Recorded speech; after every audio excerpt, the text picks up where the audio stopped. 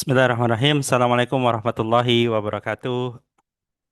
Waalaikumsalam warahmatullahi wabarakatuh. Oke, Alhamdulillahirabbil alamin. Allahumma sholli ala Muhammadin wa ala alihi wa sahbihi ajmain. Nama ba'd. Baik, malam hari ini kita lanjutkan perkuliahan kita. Ya, saya mohon maaf, saya alihkan sebagai Zoom. Harapannya yang ya, yang akan berhari raya mungkin bisa di perjalanan pulang atau mau gimana ya. Tapi wallahu alam, karena di kelas lain kan ada kelas juga setelah ini. Saya tidak tahu. Baik, saya akan memberikan materi sedikit saja.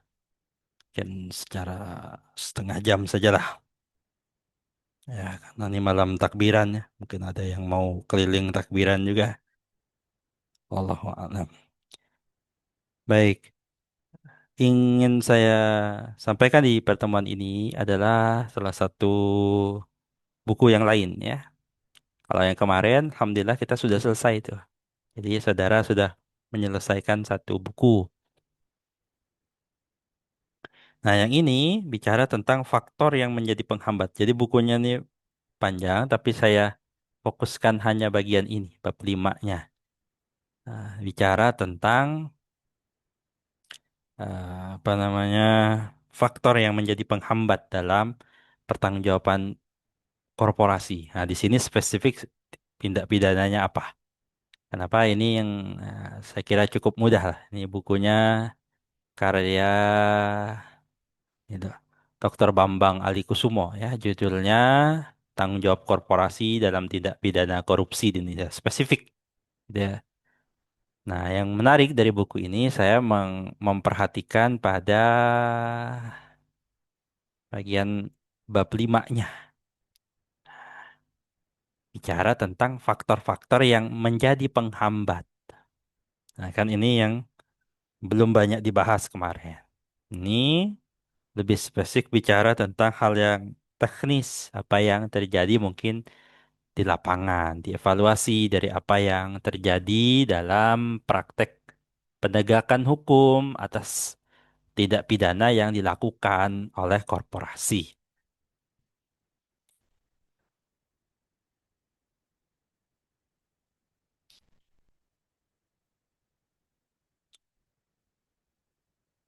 Nah, di sini penulis menyampaikan, ya, beliau menyampaikan bahwa undang-undang tentang tindak pidana korupsi. Nah, dalam undang-undang ini ya uh, diatur. Jadi ini salah satu undang-undang yang spesifik di dalamnya menyebutkan objek, salah, subjek, subjek dari tindak pidana itu, pelaku tindak pidana itu, salah satunya bisa dikenakan kepada korporasi. Jadi bukan hanya individu yang bisa korupsi itu, yang dikenakan kasus korupsi. Gampangannya yang sering kita lihat belakangan ini adalah ada perusahaan yang menyuap pejabat negara misalnya untuk mengurus izin apa, misalnya seperti itu.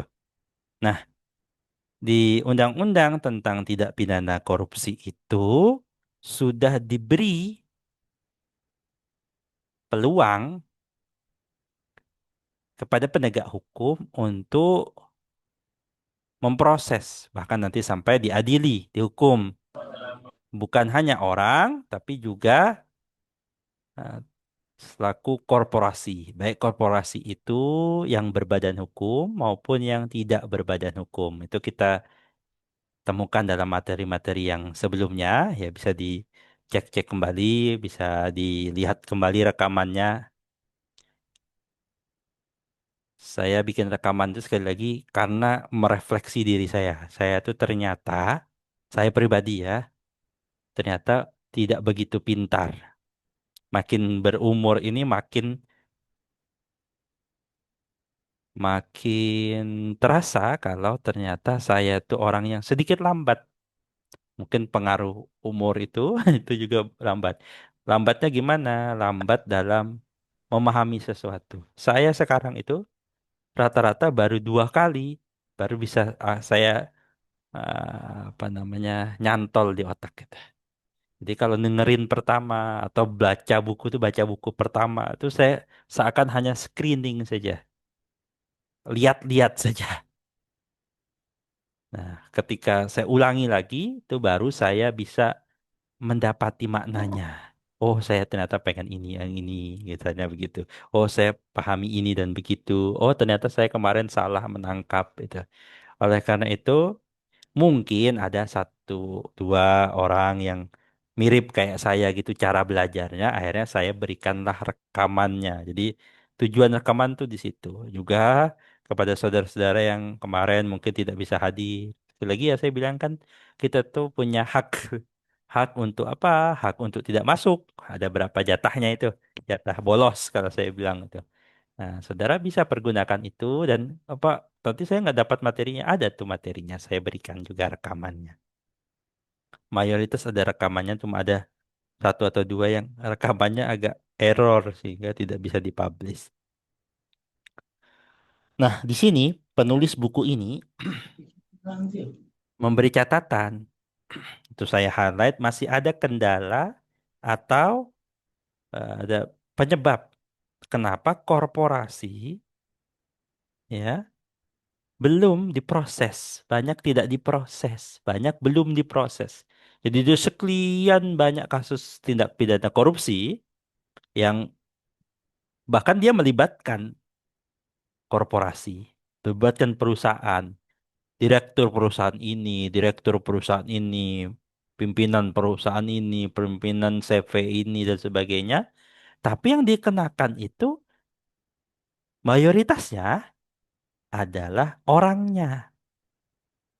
Padahal undang-undangnya tuh sudah memberikan peluang untuk bisa diproses, bukan hanya dari individunya, namun juga orang, mohon maaf, juga perusahaan, juga CV-nya, koperasinya, kelompok tertentu yang entah bentuknya apa, dan sebagainya, dan sebagainya.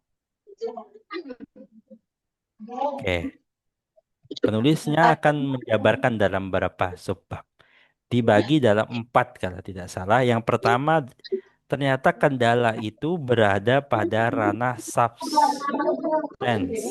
substansi hukumnya.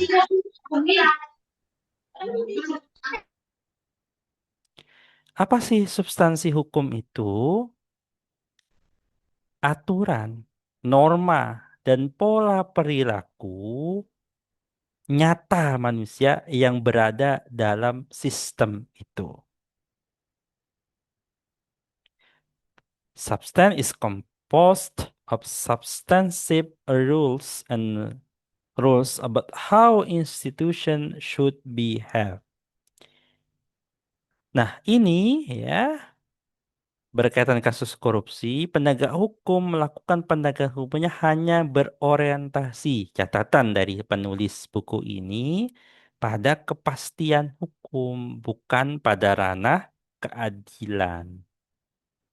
Kita rujuk pada yang dikatakan Gustav Rothbard itu ya, bahwa tujuan hukum itu ada kepastian, keadilan, dan kemanfaatan. Seringnya di antara tiga itu ya ada yang kuat, ada yang lemah. Kuat di kepastian hukumnya, lemah dalam keadilan. Kuat dalam keadilan, lemah dalam kepastiannya. Di sini dicatat bahwa pelaku itu yang sifatnya korporasi tidak disentuh. Kebanyakan hanya menyentuh direktur perusahaannya, direksinya, komisarisnya, para organ dalam perusahaan itu. Tapi korporasinya sendiri, keterlibatannya itu padahal ada. Nah, ini yang susah tuh kan nanti dibahas di bawah adalah mana yang ranahnya keterlibatan individunya, mana yang masuk keterlibatan itu adalah korporasinya. Itu memang sulit. Itu juga nanti ditemukan di bawah-bawah itu ada di catatan di bawah ini halaman-halaman berikutnya. Nanti saya share juga bukunya ini, buat dapat catatan bahwa ternyata rumit untuk menuangkannya. Lebih gampang menuangkan dalam dakwaan, kalau nanti dibawa ke pengadilan itu, dalam dakwaan itu yang mudah kalau itu orang. Kalau dia itu sifatnya korporasi, dia subjeknya itu adalah korporasi, itu tidak mudah. Walaupun nanti direspon oleh pemerintah, lembaga eh, penegakan hukum dalam hal ini wilayah yudikatif merespon dengan ada beberapa aturan nanti di ujung. Walaupun itu masih dirasa kurang. Nah, di hari-hari ini, 6 bulan ini menuju akhir tahun, itu sedang digodok yang namanya Kitab Undang-Undang Hukum Acara Pidana. KUHP kita itu mau diganti, sedang digodok. Kenapa? Karena menyesuaikan KUHP-nya kan baru. Nah, KUHP-nya diharapkan merespon itu. Jangan sampai kita menggunakan material yang baru, hukum material yang baru, tapi hukum formilnya, hukum acaranya tidak mampu merespon itu. Nanti kita temukan tuh yang terkait dengan mata kuliah ini adalah dalam KUHP yang baru itu banyak pasal-pasal yang bisa menjerat juga korporasi. Nah, di KUHP yang baru salah satu responnya dalam pembuat undang-undang ini sedang menyesuaikan itu agar bagaimana tindak pidana yang dilakukan oleh korporasi bisa tercover dan bisa nanti diproses dengan formulasi yang jelas.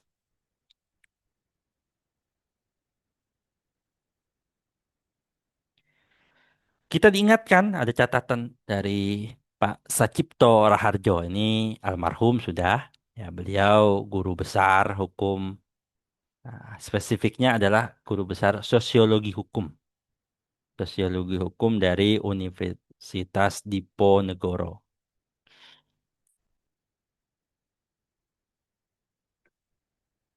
Kata beliau, dalam catatan tradisi civil law system yang kita jalani ini, hukum adalah apa yang tertulis. Kelemahan darinya adalah, ya, kelebihan dulu lah. Kita mulai dari kelebihan. Kelebihannya memang jelas, terlihat, pasti, nyata gitu. Tapi kelemahannya adalah dia jadi saklek dan kaku. Nanti kita temukan catatan di bawah. Dalam kaitkan dengan penegakan hukum pidana, nampak sekali bahwa penegakan hukum di Indonesia itu, nah, saudara kan pernah belajar tuh filsafat hukum, penalaran hukum. Ada filsafat positivisme. Nah, gunanya belajar filsafat kemarin tuh bukan sekedar jawab soal, tapi saudara bisa menalar, oh ternyata apa yang berlaku di wilayah tertentu ini itu dekat dengan aliran apa. Ternyata di Indonesia itu filsafat positivisme itu berpengaruh besar juga di Indonesia. Karena turunan dari yang berlaku di negara Belanda yang nanti diturunkan KUHP-nya yang masih berlaku sampai detik ini, nanti berubah di tahun 2026, ya itu. Apabila undang-undang tidak mengatakan secara resmi, nah itu catatannya ya. Bahwa apa itu? Kelemahannya adalah tidak korporasi itu kalau tidak muncul letterlek tertulis nyata, undang-undang tidak mengatakan secara eksplisit bahwa suatu perbuatan itu kejahatan, maka tidak ada undang-undang yang dilanggar. Nullum delictum nulla puna sine pravea lege ponali. Nah, strategi legalitas itu kan ada tiga itu. Salah satunya ini. Kalau tidak ada dituliskan dalam undang-undang, maka tidak bisa dikenakan.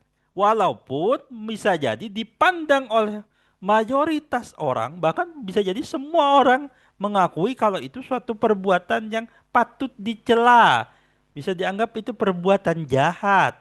Tapi karena tidak tercantum di dalam undang-undang, dia tidak dapat dikenakan pidana atasnya. Kira-kira begitu.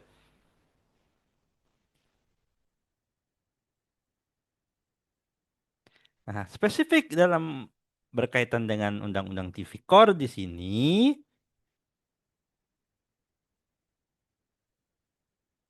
bisa dikenakan kepada korporasi atau perusahaan, tetapi bila terjadi kasus pidana korupsi yang menjadi pelakunya hanya orang pribadi, yang terjadi itu mestinya korporasinya terlibat juga. Nah, ini yang jadi catatan tadi yang saya sampaikan. Ada beberapa masalah. Ada beberapa masalah yang perlu dipertanyakan. Apakah suatu badan atau perusahaan dapat menjadi pelaku tindak pidana? Karena pada dasarnya kan dia tidak bertindak. Yang bertindak itu pengurusnya. Maksudnya begini, saudara, nah, kan kalau ada satu perusahaan, direkturnya ditangkap. Apa yang dilakukan perusahaan itu? Ganti direktur. Nah, direkturnya kan ditangkap tuh.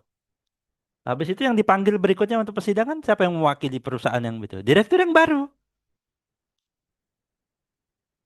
Nah, gitu. Yang ditangkap itu apakah sudah cukup untuk mewakili tidak pidana itu atau perusahaannya diwakili orang direktur baru yang nggak tahu apa-apa itu, yang tidak terlibat apa-apa itu, apakah eh, sejauh mana bisa ditarik gitu? Dua, dalam hal bagaimana perbuatan yang dilakukan oleh personal perusahaan itu dipertanggungjawabkan pidananya dapat dibebankan pada perusahaan atau dengan perkataan lain dapat dalam hal bagaimana pertanggung itu tidak dibebankan pada perusahaan. Jadi sebenarnya ke siapa nih bebannya? Intinya gitulah.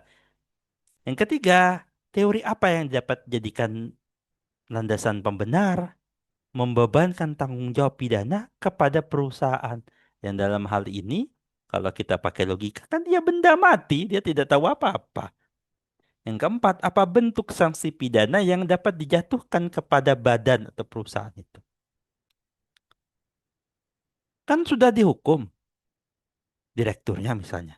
Perusahaannya kena juga nggak sih hukuman itu? Kan gitu, kira-kira gitu pertanyaan yang dia coba iringkan. Nah, ini catatan-catatan, misalnya di sini. Kalau ada aturan yang sifatnya kumulasi, dakwaannya itu kumulatif. Lah kalau yang dikenakan oh, apa namanya kepada korporasi harus ada dikumulasikan dengan penjara. Ternyata ada masalah dalam undang-undangnya itu, pasal-pasalnya yang sebenarnya itu dia logikanya hanya berpikir untuk orang, orang itu bisa dikenain penjara, bisa juga dikenain denda. Nah, kalau itu juga diterapkan pasal yang sama, diterapkan ke perusahaan, ke suatu korporasi, nggak masuk. Kenapa? Gimana perusahaan itu bisa diberikan pidana penjara? Kira-kira begitu.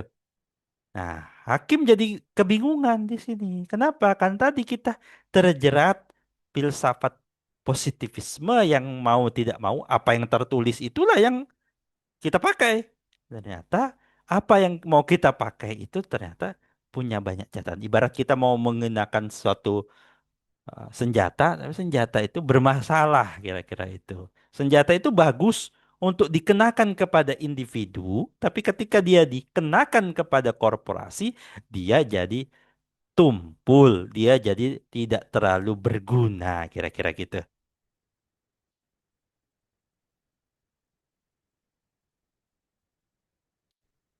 Nih catatan ya, bahwa eh, bisanya kan apa sih? Kemarin yang kita bahas ya, bisa denda atau paling dekat lagi tuh dia ditutup paling kasarnya. Dia dikenakan pembekuan misalnya sebagainya. Itu lihat dari peraturannya. Nah, catatan peraturan kita itu bagi kesimpulannya masih banyak yang dibenahi. Karena yang terbayang oleh pembuat hukum dulu itu dikenakan kepada individu. Nah, ketika mau dikenakan kepada satu korporasi, apakah dikenakan pasal yang sama atau harusnya dikenakan pasal yang terkhusus berbeda, diatur sendiri buat orang itu pasalnya ini. Kalau dikenakan kepada korporasi pas bisa jadi begini misalnya, contoh saja itu pilihan-pilihan yang bisa diambil. Yang kedua bicara tentang strukturnya. Struktur itu apa? Kalau bahasa gampangnya strukturnya lah, lembaga-lembaganya lah, kira-kira begitu. Penegak-penegak hukumnya, lembaganya itu. Kira-kira begitu. Kendalanya yaitu penyidik dan penuntut umum enggan atau setidak-tidaknya itu takut, tidak berani, tidak pede ketika mengajukan baik dari proses penyidikan dan penuntutan ya ketika diberikan kepada korporasi. Alasannya apa? Ternyata ditemukan di sini. Dulu banyak ditemukan mereka beralasan sulit rumusan dakwaannya. Nah, gitu. Jadi dari segi penegak hukum tuh punya catatan begitu. Lalu dilihat dari budaya hukumnya. Budaya hukum itu apa sih? Sikap manusianya, orangnya. Masalahnya kan ini bukan robot, ini bukan AI. Yang dilakukan itu dia punya perasaan, mental, sikap batin, suasana sosial masyarakat. Nah, itu yang di sini dicontohkan. Saya tidak ambil contoh yang spesifik ya. Tapi bagaimana memandang itu? Memandang apakah korporasi itu bertanggung jawab. Lalu misalnya dalam kasus korupsi, apakah korupsi itu sepandang apa sih? Kenapa sih kita orang hukum tuh masih teriak anti korupsi di tengah-tengah orang yang bilang ya sudahlah Pak itu sudah rahasia umum. Kalau nggak ada itu nggak jalan Pak. Sebenarnya yang kita lakukan ini adalah menjaga budaya hukum kita. Lah kalau orang hukum ini sudah cuek, sudah nganggap nggak bisa Pak, nggak bisa dirubah Pak, memang begitu Pak, memang polisinya begitu Pak, memang pengadilannya gitu Pak, memang hakimnya udah masuk angin Pak dan sebagainya sebagainya. Kalau sikap mental batin kita orang hukum sudah begitu, apalagi masyarakat umumnya. Lalu bagaimana menumbuhkan budaya hukum itu? Kan orang bilang kenapa di negara Jepang itu banyak, nggak 100% ya, banyak yang taat, disiplin dan sebagainya. Karena salah satu alasannya ternyata adalah secara sosial mereka itu akan terhukum kalau melakukan perbuatan buruk. Misalnya, kalau ada orang yang tidak buang sampah itu pada tempatnya, itu hukuman sosialnya akan dipelototi orang, akan di ini, akan dicibir dan sebagainya. Keras itu. Kenapa orang yang di Indonesia dia bisa ngerokok di mana aja, ada tulisannya no smoking di kantin, masih aja smoking di situ. Padahal tulisan jaketnya itu apa L-nya itu tulisannya hukum gitu ya. PD aja dia ngerokok di bawah tulisan dilarang merokok. Kenapa? Tidak ada penegakan hukumnya. Nggak ada rasa takutnya. Sedangkan orang yang sama mungkin itu kalau ke Singapura mereka nggak berani macam-macam.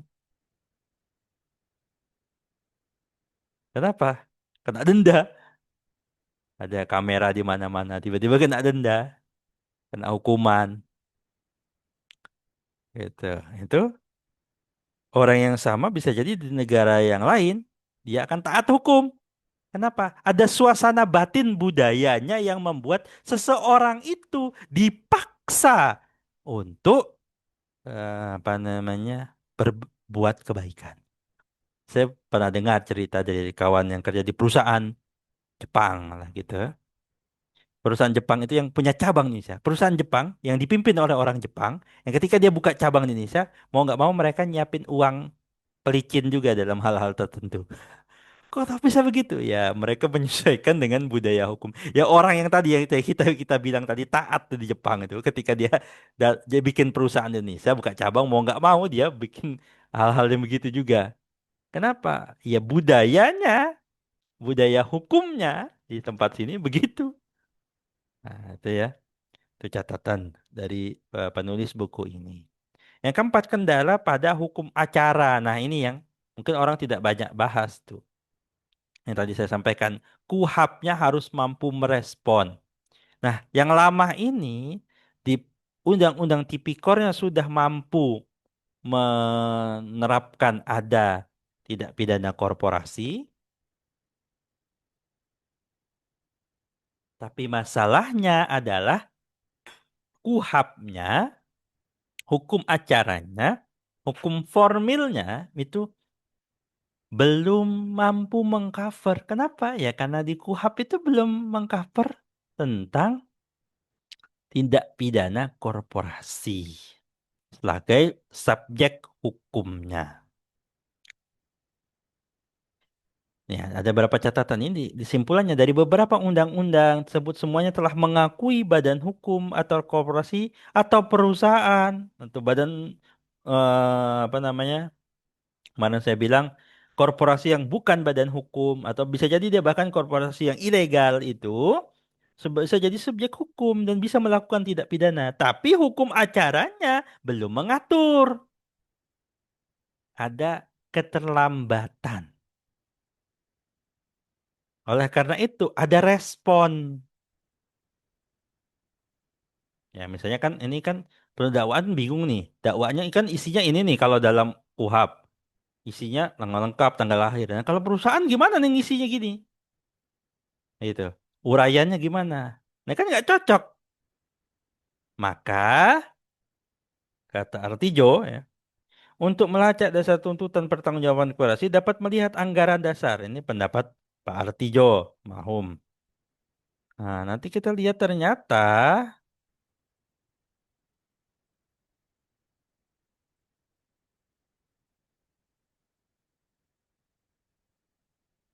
ada nih, saya sampaikan di bawah saja, saya skip. Karena tidak diatur, maka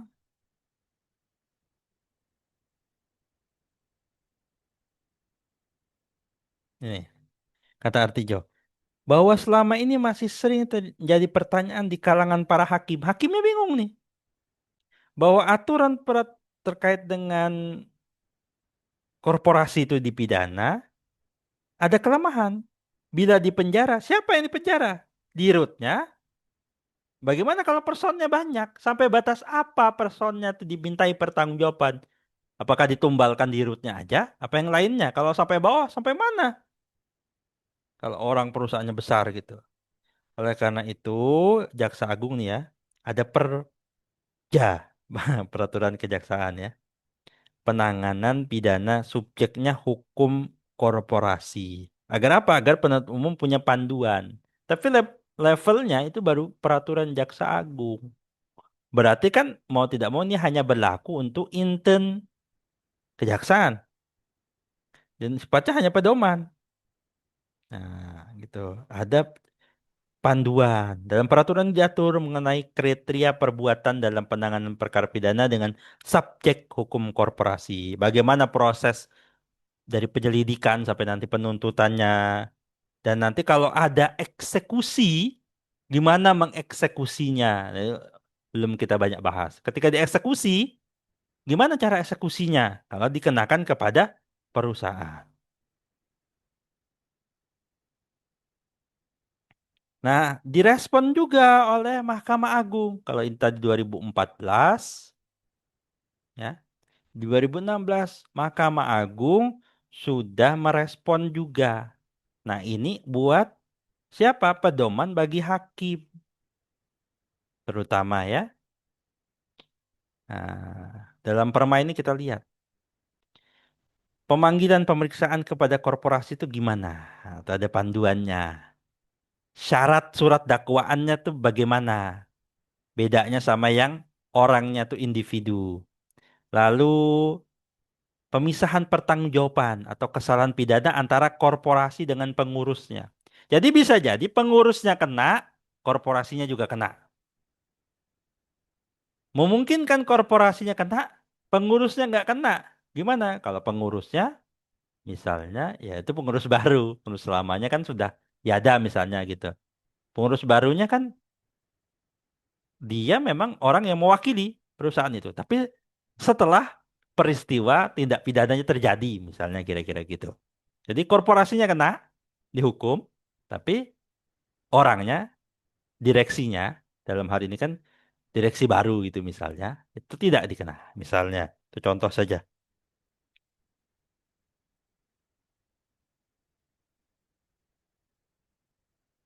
Lalu bagaimana sanksi kepada korporasi? Lalu bagaimana pembuktiannya? Siapa yang kalau dipanggil siapa yang datang? Sebagaimana buktinya dan sebagainya ya. Perma ini ya salah satu respon yang baik. Namun memang masih banyak kekurangannya. Kenapa? Karena dia tidak dibuat secara menyeluruh, hanya responsif saja sifatnya. Oleh karena itu, sekarang itu perlu dibuat yang namanya kuhab baru tadi. Maka diperhatikan kesamaan cara pandang. Oleh karena itu perlu aturan yang sifatnya undang-undang yang bisa menyamakan cara pandang dari penegak hukum. Jangan jaksanya maunya begini, polisi maunya begini, KPK maunya begini, hakimnya nanti maunya begini, beda-beda. Gitu. Hakim yang nggak mau tunduk sama perja, peraturan jaksa, ngapain hakimnya tunduk kan gitu. Kata hakimnya gitu. Makanya perlu ada satu undang-undang itu yang sedang digodok juga dalam KUHP yang baru. Nah, saya berhenti di situ. Tadi saya janjikan hanya setengah jam saja. Baik, sebelum saya akhiri, apakah ada yang mau ditanyakan? Nggak ada, Pak. Bagus. Adakah pertanyaan? Tidak ada.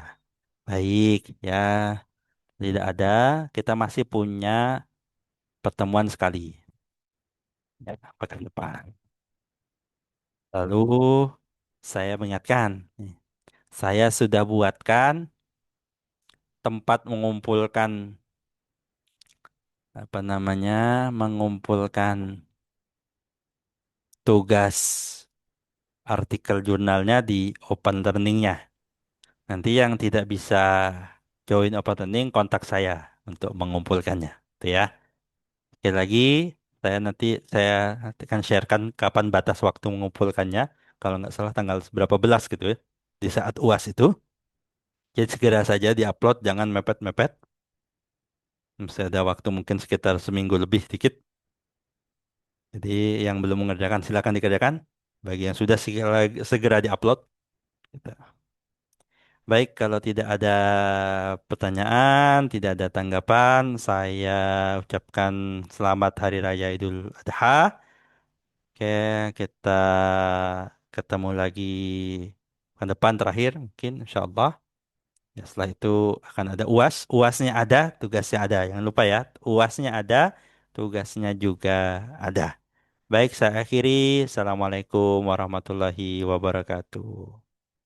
Waalaikumsalam.